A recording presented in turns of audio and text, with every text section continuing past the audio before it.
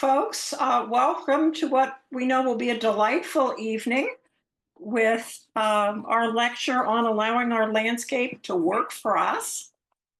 It would be fun if you'd go to the chat and send us a little message telling us where you're from.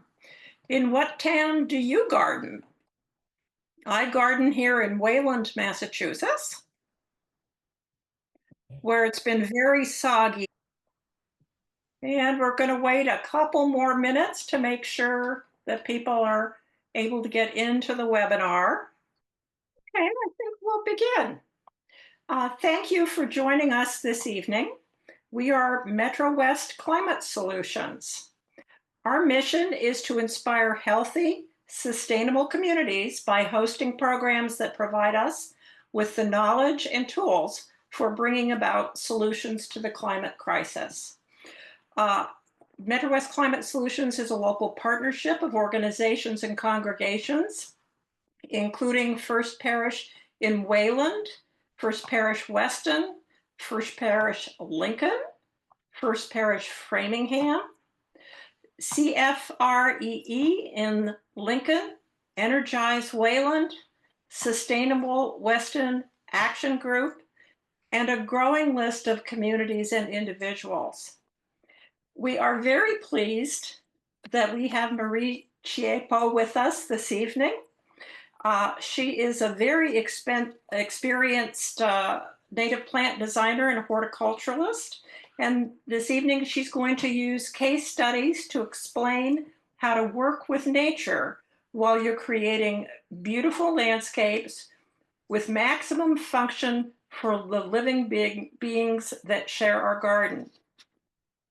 She became a master gardener in 1999, and for the next 19 years, through her business, Eco Plant Plans, she and a crew of skillful women designed, installed, maintained, and enjoyed beautiful gardens and landscapes. She has an advanced certificate in native plant design and horticulture from the Native Plant Trust.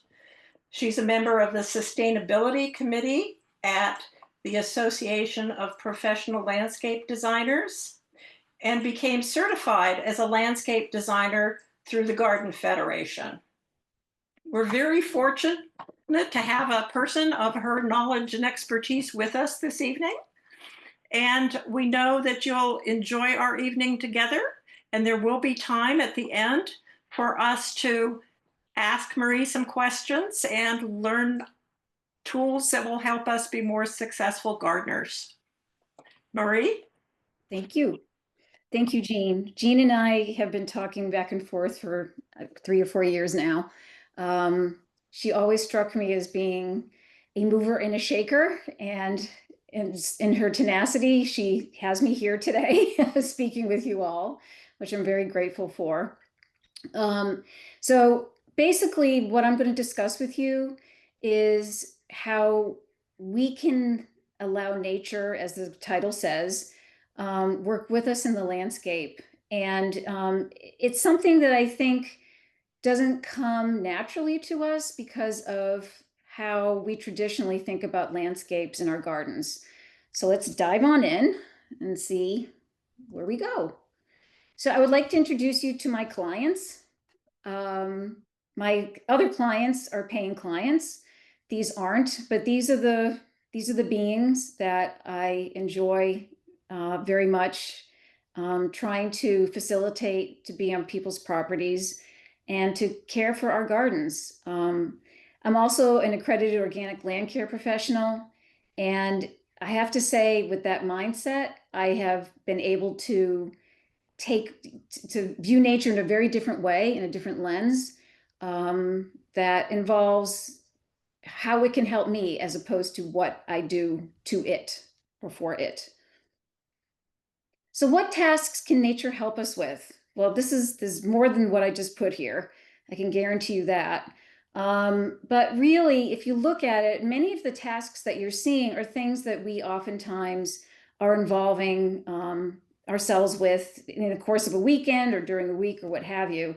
Number one, of course, being mowing. weeding, just sort of keeping an eye out for those tenacious invasive plants, and irrigation, and mulching, of course. So these are roles that we no longer have to take on when we allow nature to do what it does even better than us. Nature is much more adept at caring for our gardens than we are, quite frankly.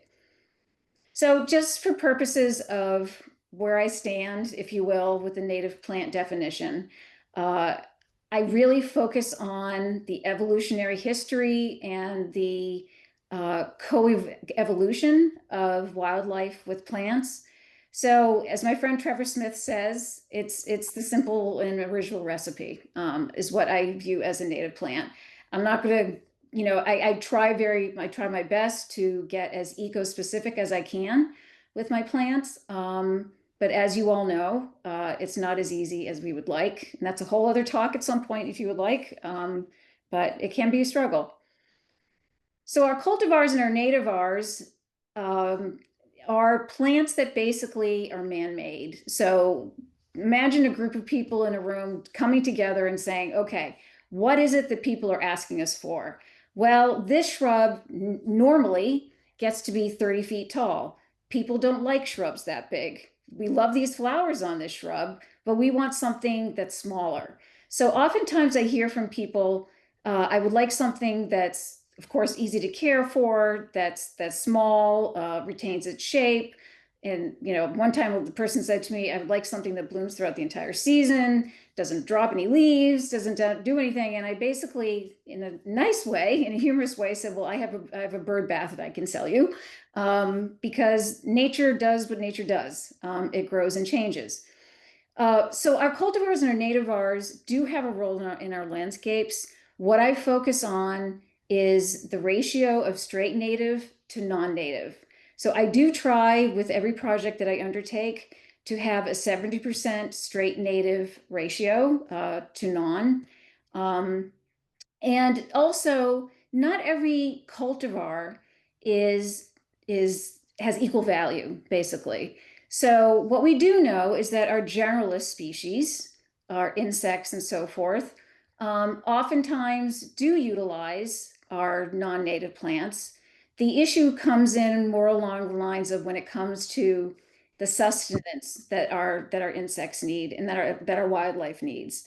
There are some non-natives or nativars, I should say, that are more valuable to wildlife than others. So, they do exist. What I do tell people is one thing to look out for are plants that have red leaves, that has a compound in it that, again, nature's smarter than we are, and nature knows that that is something that they cannot utilize. So they stay away from those characteristics. They may use the bloom, but they're really going to stay away from the red leaves. So in this example, I have two penstemon plants. On the left is our penstemon red husker, which I have plenty of in my yard, but I also have the straight species, the penstemon digitalis that you see on the right. If you're a hummingbird or a bee, imagine just engulfing yourself inside of that blossom, or obtaining the nectar from that blossom. They do utilize the blossoms on the red husker, but it obviously doesn't have the same value overall to wildlife as the digitalis does. In terms of pollen count and so forth, I honestly have to say I have not looked into that for this particular species. I'd be curious to know what that value is. I've been prompted to look up something now.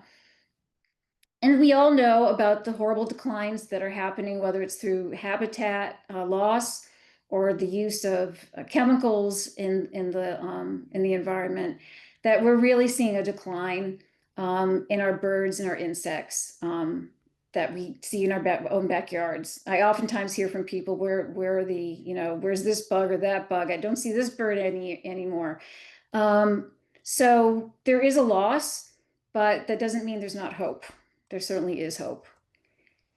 The chemical industry has done a really good job of promoting these products to homeowners and to landscapers who really want to have control, if you will, over what's happening on their landscape.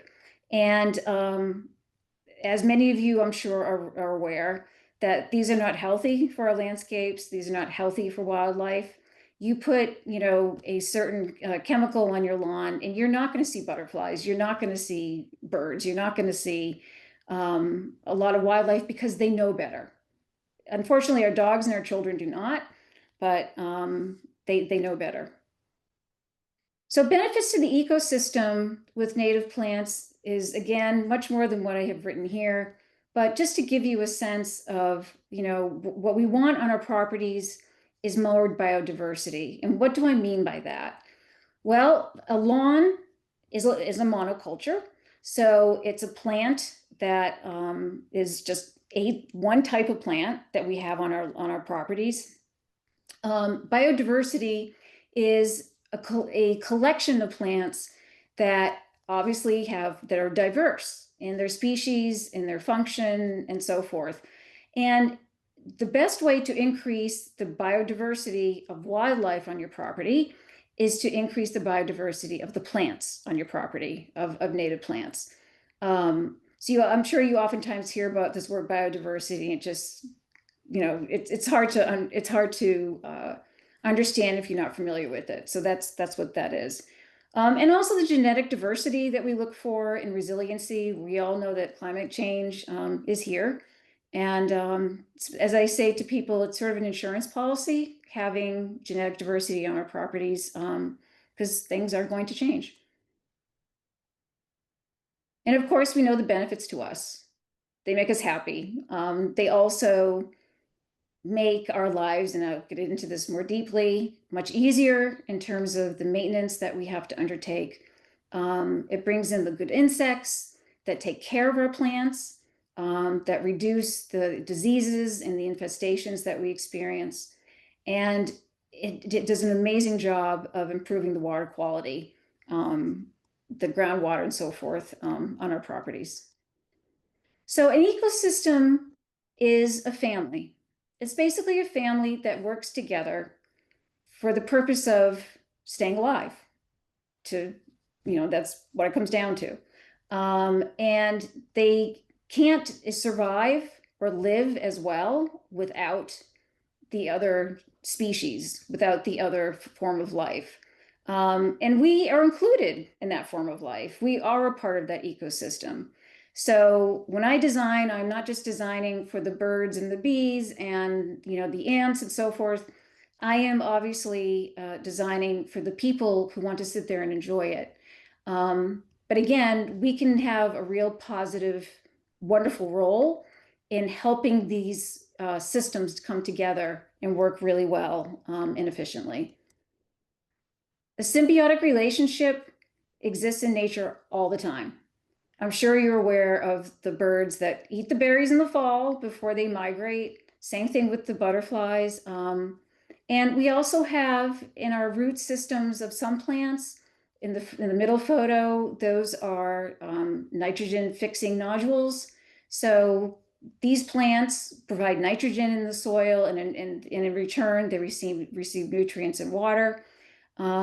So organisms, live together sometimes, right? Not all the time. They're not nice to each other, but by and large, they have relationships that benefit one another.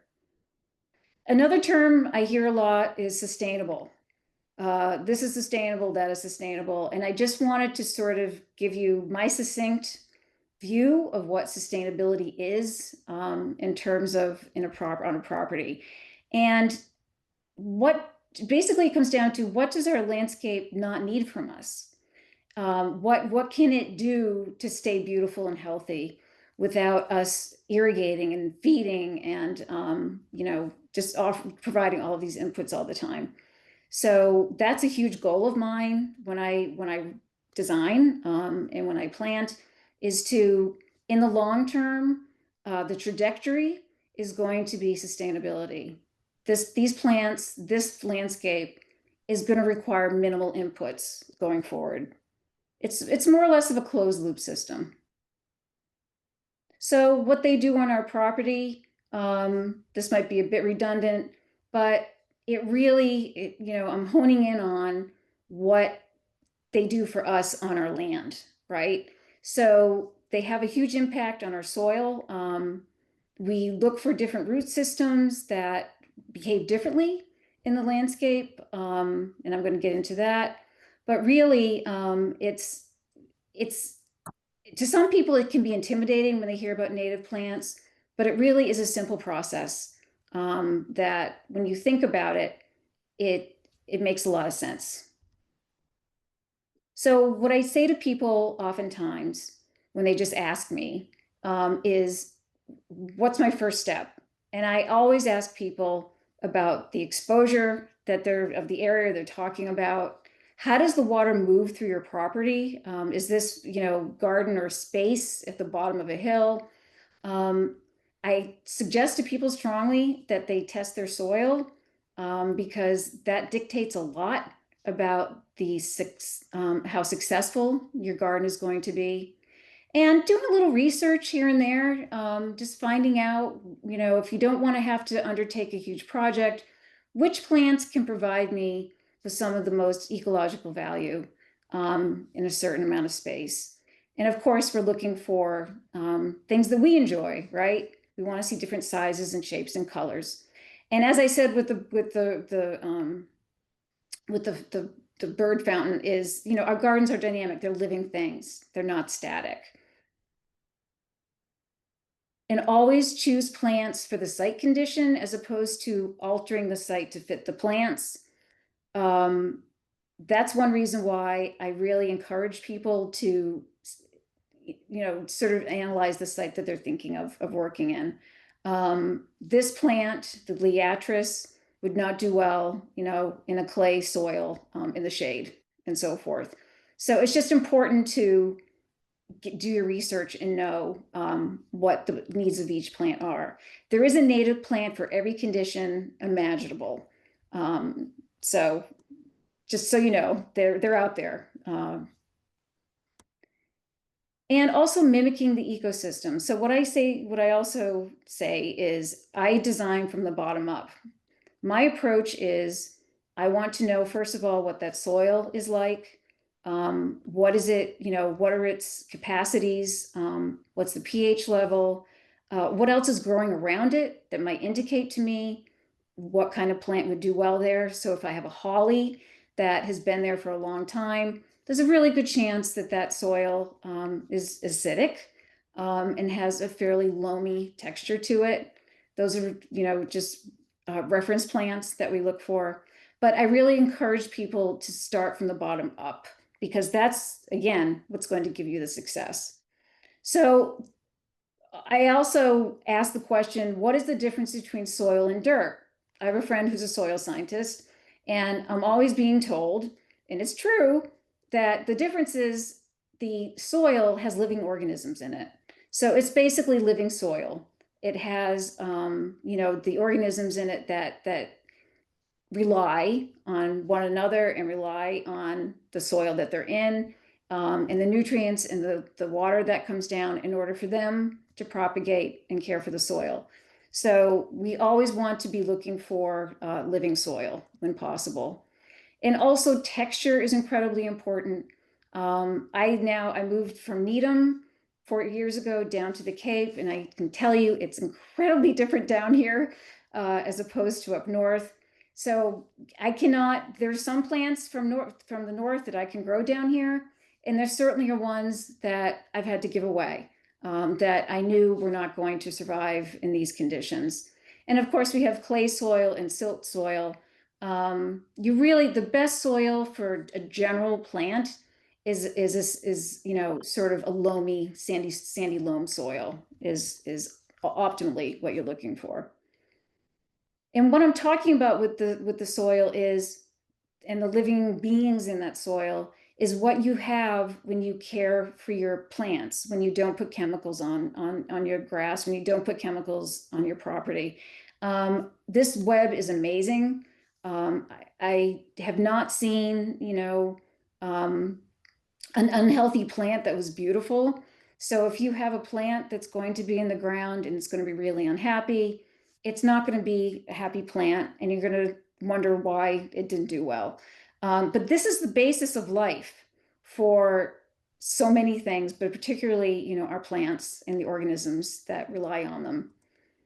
And in our living soil, this is a little mini soil lesson, and I'll keep going. But we have, living beings in there that really work together to protect the roots and the life that's in it. And as you'll see in the upper right here in corner there, that's the mycorrhizae fungi that forms around the the word isn't vessel, the roots of the plant, and allow it to reach further to obtain more nutrients and water.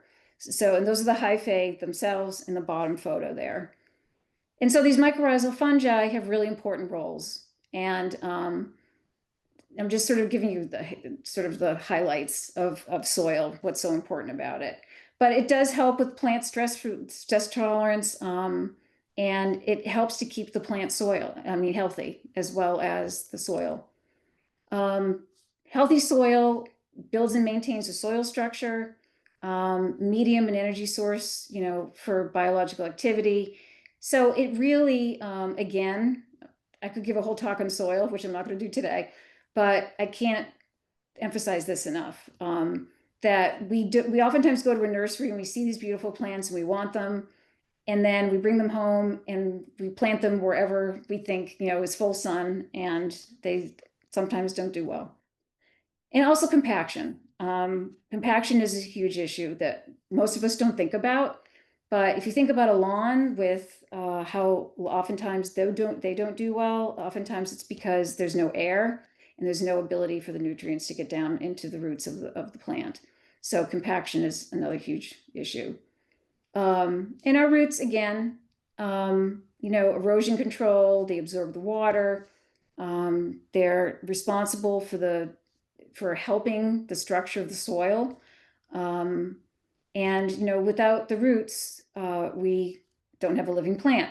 So this is just, perhaps some of you have seen this a million times, but I show it because it really does matter that our native plants do have these, amazing root systems that can obtain the nutrients in the water that they need to, unlike our more traditional ornamental plants in the turf on the far left there, in order to sustain themselves throughout the seasons. And as a matter of fact, a lot of our grasses feed the soil in the winter. They lose about a third of their root mass in the wintertime. And that also, again, organic matter is feeding that soil. So these are just examples of roots of these plants.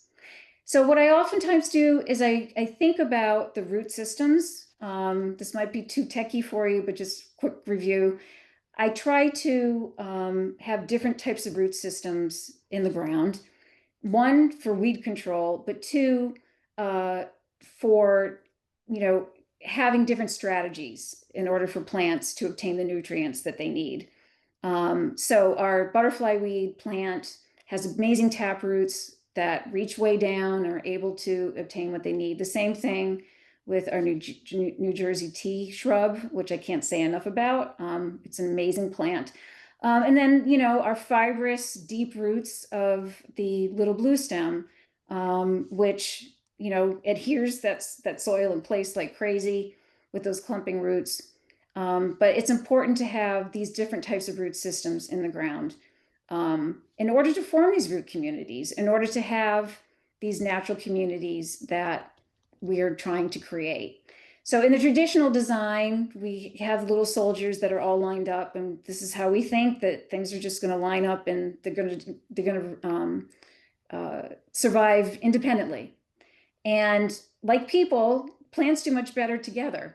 Of course, you don't want one that's super aggressive with one that is not, but just overall thinking, having a design natural community is what's going to help your garden stay healthier.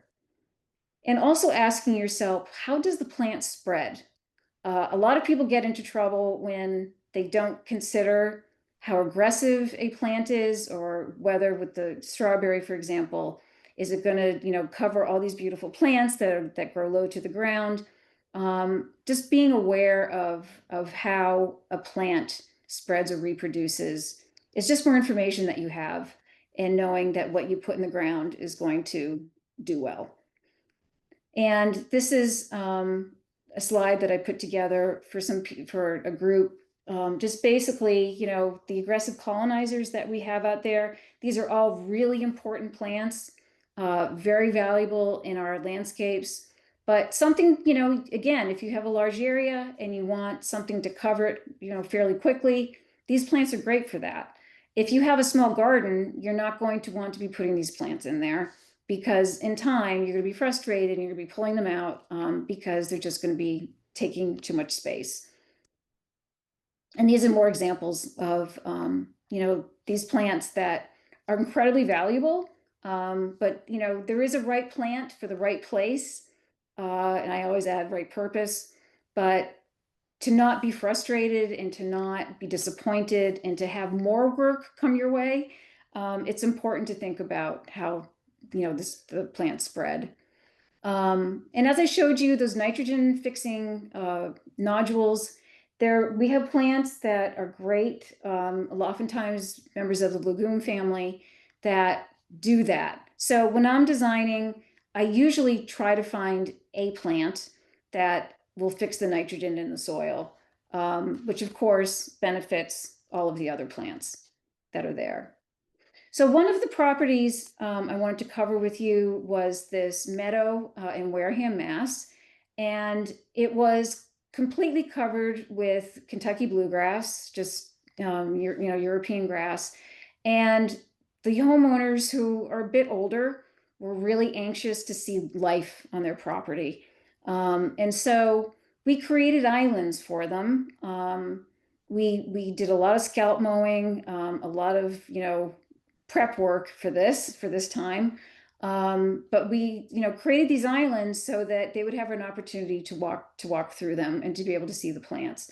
So the sand, the soil was incredibly infertile, which was great for us because it told us exactly, which plants we needed to put in. Because there are plants that love sandy soil that stays wet and has very low fertility. A lot of our native plants do not prefer rich soil.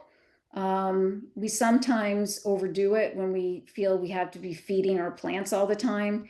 And they do better, a lot of them do better, if you hold back a bit and you just let them obtain what they need, and certainly not using any synthetic fertilizers.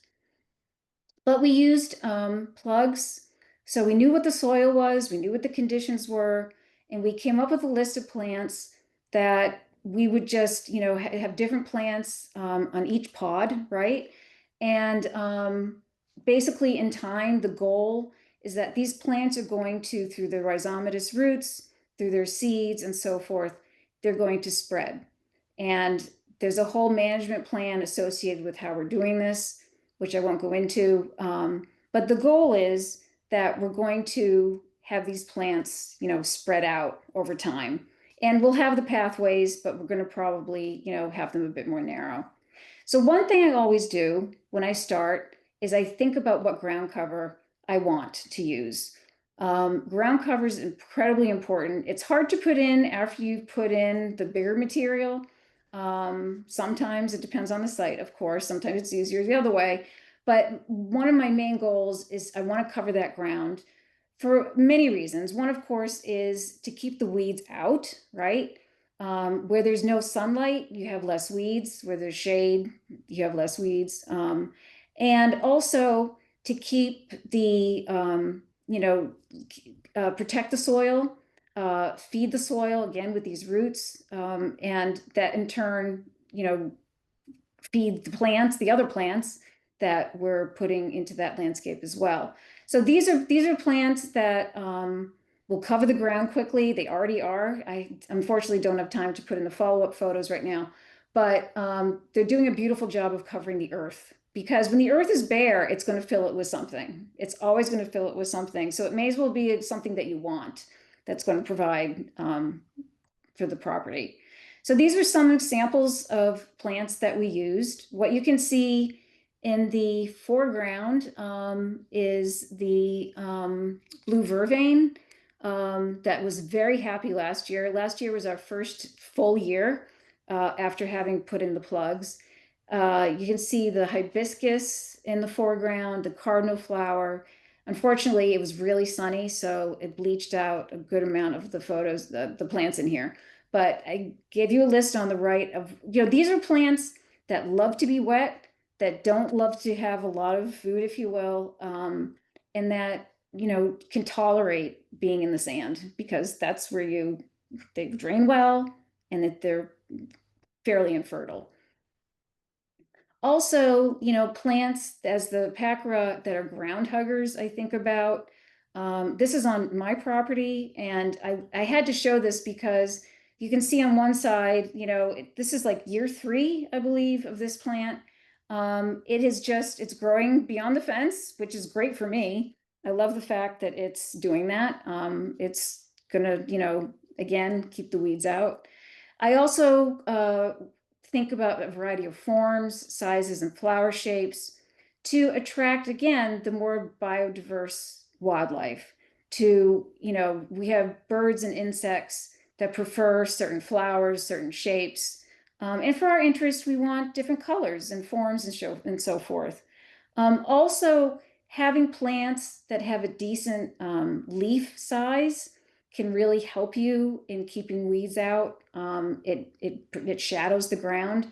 So our hibiscus, you can't see it right now, unfortunately, but it has really large leaves, and that helps to keep the weed pressure down. So just more photos of the up-close photos of the plants that I was just referring to. Also, successional bloom. Having something happening throughout the seasons is really important. Not only is it pretty, but it's also providing for wildlife, and wildlife loves to have, it can expect, right? It can predict that you're going to have this for them later on in the season, and then they learn. They really learn. They know where to hang out. They know where the good stuff is. Also, biomass is incredibly important. So it's not just a matter of straight species versus, non-natives or nativars. I mean, you can have a mixture of plants, again, emphasizing the native plants because they do perform those amazing functions. But having, think if you're a flower, not a flower, a bird or an insect, and you're looking down and you see all of these amazing plants. Some of them don't see the same colors, but anyway, you have things flowering. You have life happening on your property. That is really going to entice wildlife to visit you and care for your property. And the greater biodiversity that you have, the greater chance that you have of attracting beneficial insects. So this is Queen Anne's lace. Some may view that as a weed. It can be, depending on where it is, but it's a huge and really important plant for some of our most needed, pest eating plant, insects, sorry. Because they have these tiny, tiny little flowers, and their little tongues and their little mouth parts can eat those, as opposed to some of the larger flowers that we have. So having, again, having a biodiversity of plants, you're going to get those beneficial insects there. They're going to take care of your property. I've been here for 4 years. I have not had one infestation whatsoever because I have a wide array of plant life. Also, of course, removal of invasive plants is incredibly important. This so happened to be on that same property. So the obvious invasive is on your left, the obvious removal is on your right. And what we did was, instead of just, putting in plugs and trying to cover it with mulch, again, we're looking at a trajectory, we're looking forward, we're looking to how can we fill this area over time with plants that are going to be highly functional and beautiful. And it so happens that these 3 shrubs form thickets if you allow them to. They form a colony, and in time, those are going to fill in those empty spaces that those invasive plants once were. Now we do have some mulch there, and we do have some low, ground cover plants to try and, you know, sort of shadow it out, if you will. We're aware that invasive plants sort of, say you're kidding when you put something like that in. So of course we need to monitor, but we're thinking ahead. And that's the thing, it's just sort of being mindful of how nature works and what can we do to make it easier for us going forward. And as I said, allowing nature to do what it does best, grow and propagate. So on the right is something that I use when I teach ecology, is we want to create these mother colonies. And so this winterberry in time is going to create more winterberries, and it's just going to spread, and it's going to, cover that earth, like I said. And of course, layers, and layers don't have to be high layers. It can be low layers. I just finished a low prairie lawn removal project, and there were layers, but it's just, some plants are a little taller than the others. But wildlife, to get, to have the most biodiverse, it is helpful to have trees. It is helpful to have shrubs, and it is helpful to have a lower layer. But if you have an area that has no trees, you can easily put a shrub in. You can put in, some ground covering native plants, and ones that, get a little taller, like the liatris or the blazing star. So it doesn't have to be this or nothing. Just sort of thinking about how can I protect this spot with a plant. So the three-legged stool is, having the ground layer, the shrub layer, and the upper canopy. So this is a low-growing garden here, but it's doing a great job of suppressing weeds, and it's doing a great job of feeding that soil and caring for these plants. And of course, we can have non-woody layers. So the Aurelia racemosa is a plant that I absolutely love. It does get big, I'm just warning you. So you have to put it in the right spot, but it does shade out below it. It has these beautiful red berries in the fall that birds go crazy for. And we also have, just other examples. Actually, you can see a dicentra or bleeding heart in the middle there, our fringed bleeding heart, with the green and gold. And also the mayapple, again, does a wonderful job of covering the soil and, providing for wildlife.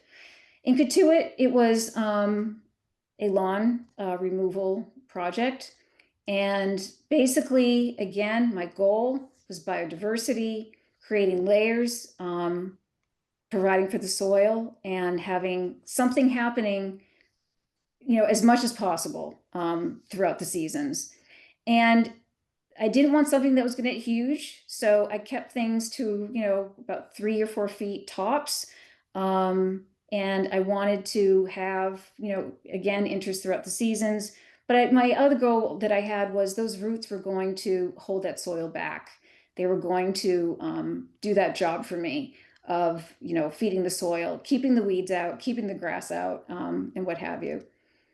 And so density is important. It's not something that you have to do right away. The majority of people can't do projects like this, nor should they have to. But I always view it as a goal, just thinking to yourself, okay, this year I'm going to put 4 of these over here and 4 of these over there. And, let it fill in. And, in time, it's going to spread. It is going to become that beautiful ground covering layer for you. So this was the end product at the end of the project. I was back there this year, and the foam flower is white, very happy. We also, created clusters of plants because, our wildlife really needs things to be relatively close. So if you think about the large bumblebee, so its average range that it will feed is 1,800 feet, and it can go as far as, half a mile to 1.7 miles, whereas our native insects really need to have things closer by. Again, all the more reason to have things, as a community, right? Have things together, not separated. And also asking ourselves, where does the water go? My friend Trevor Smith says, everyone says it goes away, but where's away? And sometimes it's not where we want it. So we create rain gardens. We can create these areas where water can just congregate. Personally, I would put some plants in there to help clean the water a bit, but such is life. But it's important to know what your hydrology is, and you can work with it. You can create these rain gardens. Again, it's not complicated. I know it's easy for me to say. Controlling for erosion. So it's on this, back to this property again. We did put in some low growing sumac, which is a beautiful plant, by the way. It's not the typical sumac that you're thinking of, but it has it basically has these branches that just go into the soil. They sprout, and before you know it, it's over on the other side. But they do a beautiful job of holding the soil back. I use them on hills all the time. So this is just a list of, for erosion, issues that I created. Some of the plants that I find incredibly valuable, that's going to do that work for me, right? That's going to take care of that erosion issue that I have. The water that keeps going into my basement all the time that currently, just takes off. Roots can be the answer to that. In Harwich, it was full of lawn. Again, the homeowner wanted to have wildlife. She wanted to be able to come out her door and see wildlife.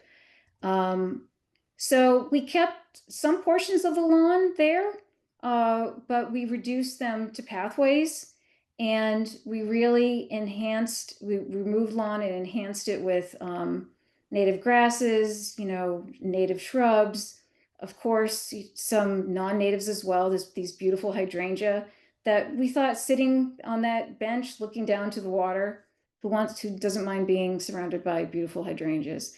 So, but we used, little blue stem, we used carex grasses, we used, of course, butterfly weed, just a vast array of native plants and some non-natives too.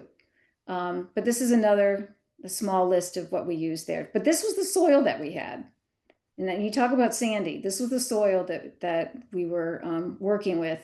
And I do add, in conditions like this, I do add a handful of compost to the soil to just, give it a start.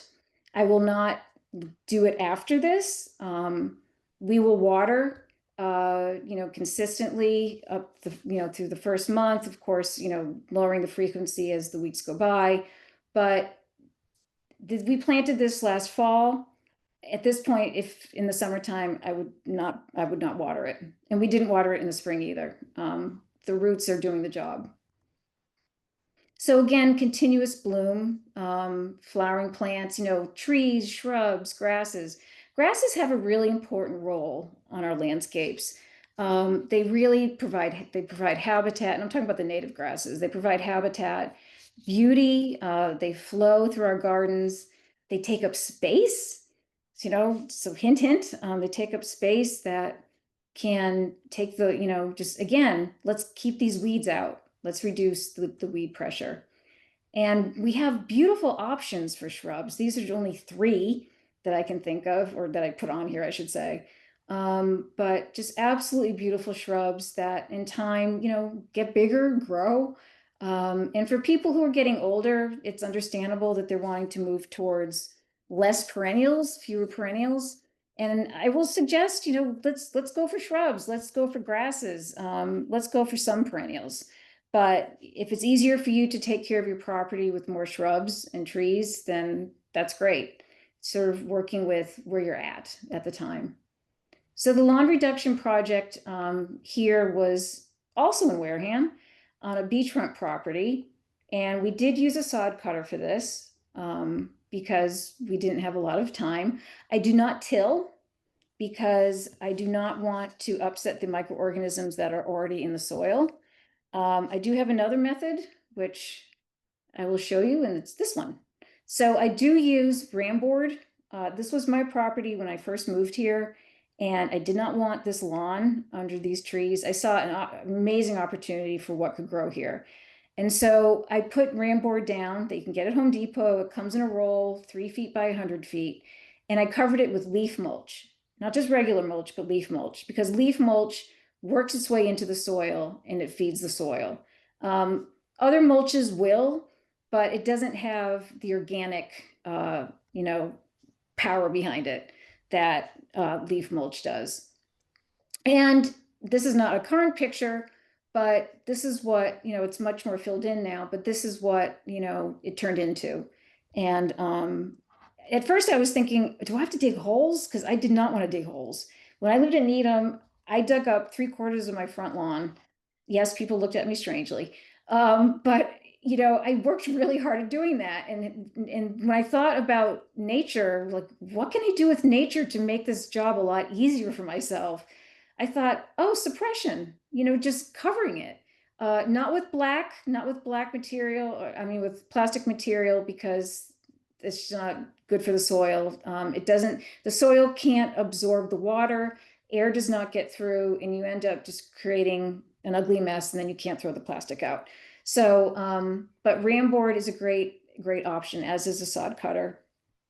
And also finding a way to repurpose your property. It can be done in small steps. So this is my house again. I did this whole area in the front with the ramboard and the leaf mulch. And then I realized that the water was coming down and, causing problems. So I created a little dry river for the water to escape into. And of course, we have lawn alternatives, that we can be using. That's actually Pennsylvania sedge there that you see, that it was cut, and it only needs to be cut once. And that's what it looks like. And I always, suggest to people, start small. You don't have to create something huge. Just sort of, if we all did something small, we would be in much better shape. Rather than thinking, oh my gosh, I'm overwhelmed, I can't do this. I'm supposed to have all these native plants on my property. You don't have to. Just pick some, pick some. And also trying to keep the grass away from the base of the trees, and for the benefit of our caterpillars and other insects and such that need that area to hide in. When you mow underneath a tree, you really risk hurting the roots and the trunk, which I have seen can kill a tree. So I'm sure probably many of you have heard of soft landings. And these are, from what I used before, these are just examples again of what I would consider for soft landing plantings under a tree. They would do beautifully there. So, one or two of these would be great. And we also are all, always thinking about deer. There are plants that deer will not touch, and Baptisia is one of them because of the sappy, material that comes out of it. But also our mints, and they certainly don't want to be biting the rattlesnake master. That hurts. And I'm getting close to the end, but thinking about the levels of ecological value that our plants have, we can have. I wouldn't have a boxwood if I were you, but if you do, I hope it stays healthy. But just to give you an example of the contrast in what these plants can offer to wildlife, is huge. And these are some of our heavy lifters, as I call them, our mountain mint, which again, will spread, put it in the right place, it'll be great. Foxglove, beer tongue, the zigzag, the New England aster. Our asters are huge.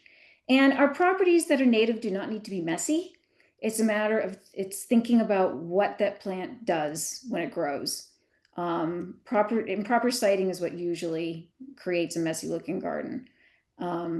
So, there are many things that we can be doing, whether it's, a little boardwalk area, surrounding plants with shrubs. In this project, we created this beautiful pathway, just intention, having areas that have intention.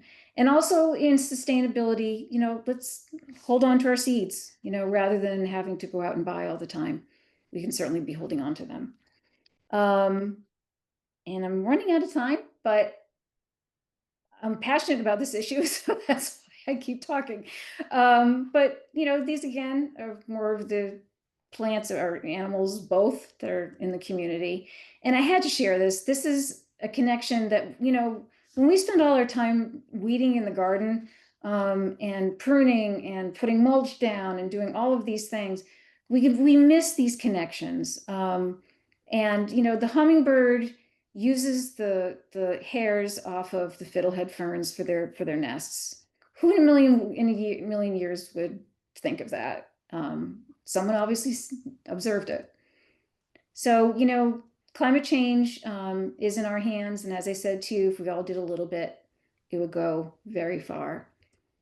I did write a book called Guidelines for Cape Friendly Landscapes that goes into sort of the ecological approach to landscaping, but it applies everywhere, not just to Cape Cod.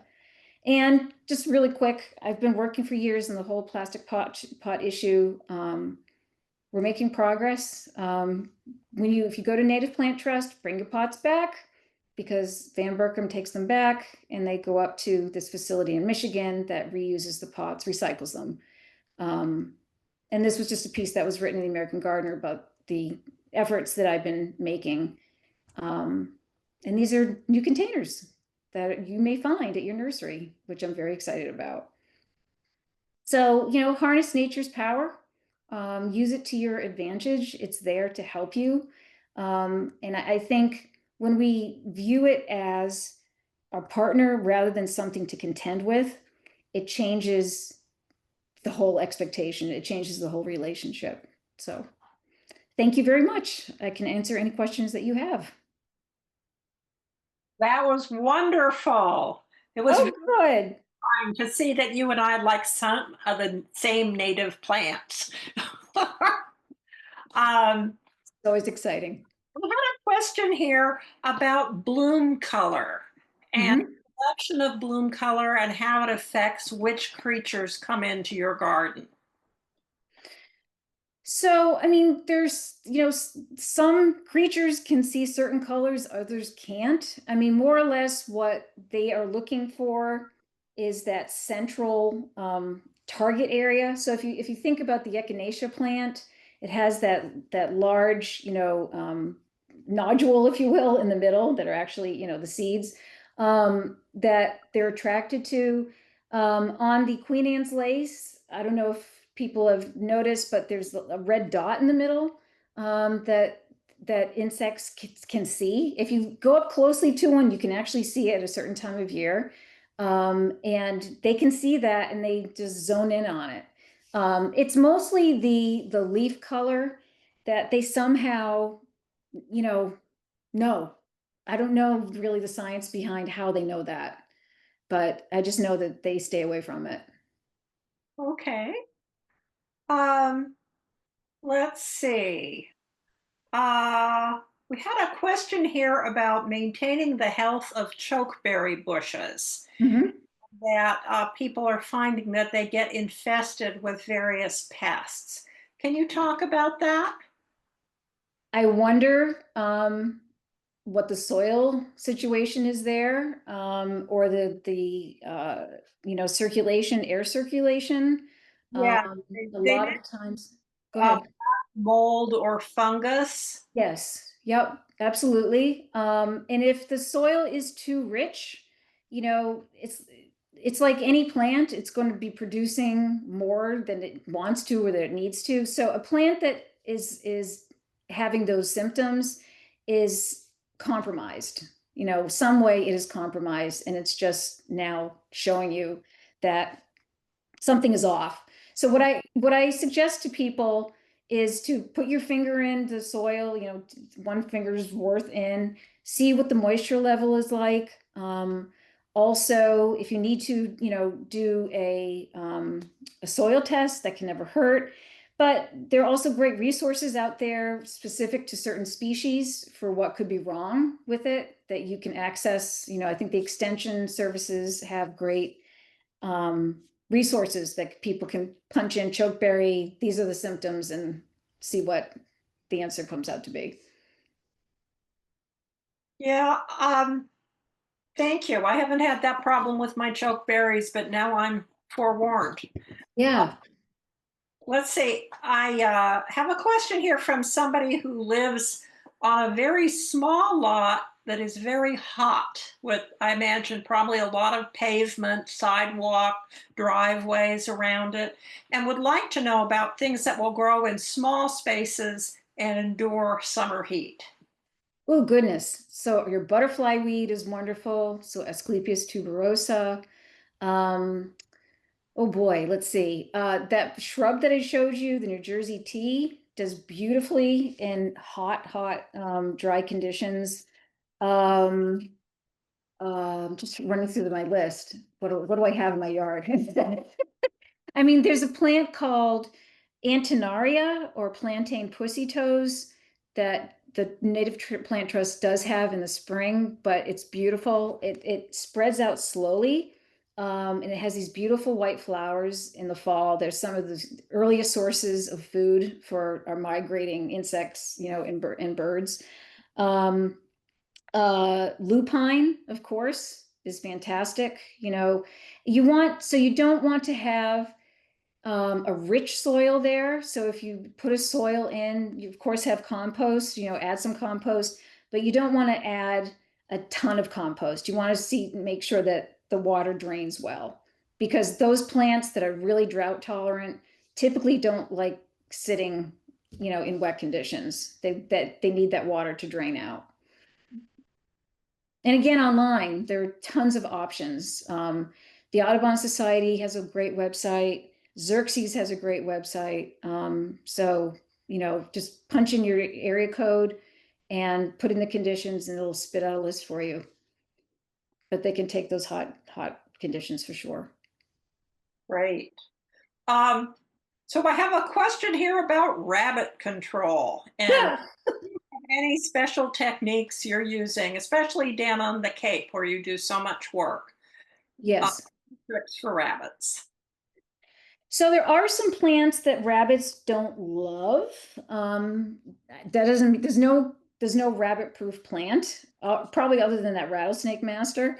But for example, our threadleaf coreopsis, if that has just basically thread leaves, is something that they won't eagerly go to, as opposed to our echinaceas or our coneflowers that have those nice big savory leaves. Things that are really low to the ground, like I just explained to you, the Antenaria, they tend to not love. The mints, they don't love for sure. A lot of great mints that I use as companion plants with other plants, to keep deer away. And also rabbits can be quite effective. Um, but basically, if you're looking at a plant that has a succulent leaf, um, they're most likely going to go for that plant. So, I also use, what is it called? Scram. When a project is first done, depending on, the herbivory pressure around me, I will spray for a little bit, to sort of give them the idea that it's not a great place to be. And I'm fortunate that I have dogs too. They tend to stay away from areas where dogs hang out.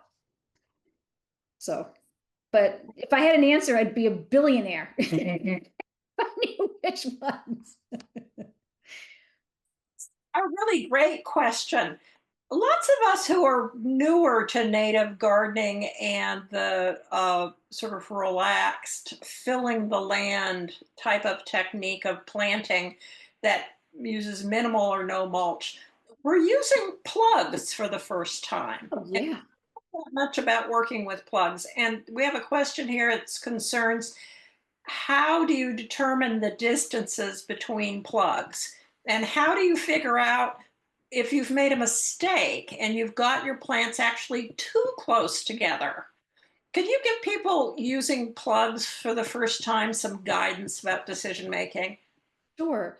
So, first of all, you want to know the ultimate growth of whatever you're planting, right? And so, on average, I would say if it's a plant that's going to be um, larger than another plant, I measure out probably about 8 to 10 inches from each plug. because not every plug is going to survive. First of all, it's very common for some plugs to not make it. Um, so I would say, between 6 to 8 inches on average. If it's going to be a big fern, like what I have in the meadow, I'm probably going to do more like, 10 inches, 10, 12 inches or something like that.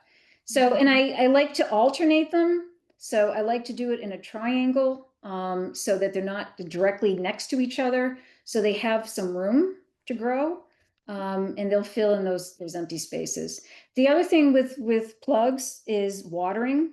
It's not like your typical 1 gallon plant. It doesn't need to be soaked like crazy because, as a matter of fact, you can drown them. So you just have to be a little bit more mindful of watering plugs. Okay. Well, the crowd is coming up with lots of questions tonight. Um, I've got a couple of questions about water pathways, which I have to admit I don't know much about, but they all seem to be about understanding water management on your property by Mhm. using technique. Could you talk about that for a minute? So what is the term called again? Water what? Water pathways. Huh. Okay. I would imagine it's probably areas on the property that are lower, where water tends to congregate. And, by putting in our plants that can take an inundation of water, so your rain garden plants, by doing that, you're filtering that water. You're also keeping, the area healthy. You're sort of helping to keep the mosquitoes away. But mainly, you want to get some plants in there that are going to, be utilizing that water, so it's not just sitting all the time. I honestly have not heard of that myself, but if you have those conditions, I can see how you want to use it to your advantage somehow, and make the most use of it. I don't know if I answered the question or not. Well, you did great. Uh, I'd like to learn more about them, actually. yeah, yeah. Water management is a big deal for all of us, especially Oh, learning to store water for these yes. periods. Speaking as a plant advocate who is trying to teach people to use native plants on their residential properties, Yep. we have water bans in the summer. And so, Yep. beautiful plugs and plants folks have put in, they often don't water because they're good citizens and they're trying to follow the rules of the water ban, and they Right. lose their plants and are very frustrated. So Yes. any systems we can have where we can be economic, Capturing it. Right. still have enough so that we keep our plants alive, especially the baby native plants. Well, I mean, so my friend Trevor Smith, does a lot of stormwater management work, and he comes out with these numbers all the time of how much water falls off our roofs, and it's astounding in a rain event. So the best we can do is try to harvest it as best we can, either with rain barrels. That's Also, when I lived in Needham, I created not the same as what I have here, but I created this area that sort of it was more of a bioswale that captured that water, and in doing it watered the plants that were near it. Because the water goes down and it spreads out, it reaches through osmosis, it goes to the other parts of the soil. So you can utilize, the stormwater that way too. I also I'm known for putting, just putting watering cans out, or pails, something, so you can use So, it too. yeah. Impermeable paving, of course. Mhm. I had to laugh when I saw your slide about aggressive plants. You included ostrich fern, which is Yeah. my favorite plants. And right now I have ostrich ferns coming up through the asphalt in my driveway. Literally, That tells you something, doesn't it? of asphalt is rising up and then a little frond pokes out. Gosh, Jean. So I think I may have to move some of those. Do a little root pruning. And let's take one last question here. There have been a couple points made about butterfly weed, which is just such a wonderful plant. But a few people have remarked that they have difficulty keeping it healthy, that it Mm. get pests or it doesn't retain its vigor to the end of the season. Any thoughts on maintaining vigorous, healthy butterfly weed? I'd be curious to know if those plants are irrigated. Um, Irrigation systems can be the bane of our existence when it comes to plants sometimes Right. because we just rely on it. We don't think about it. We just do it. Butterfly weed hates wet feet. Yeah. So, if it's not draining properly, that's certainly one reason. It also can be, it can be a bit finicky if it's not getting enough sun. If it's, if there's a lot of competition from plants around it, you might consider thinning those plants out a bit. And butterfly weed typically doesn't come back, in exactly the same place as it does the year before. So it can be finicky, but it loves to be ignored. It loves to, not be terribly loved, to be honest. So the less fertility, the less water, the happier. Okay. Yeah. Well, thank you so much for being with us this evening. Uh, Thank you, Jean. Wonderful. I enjoyed it so much, and I'm sure all of our guests did as well.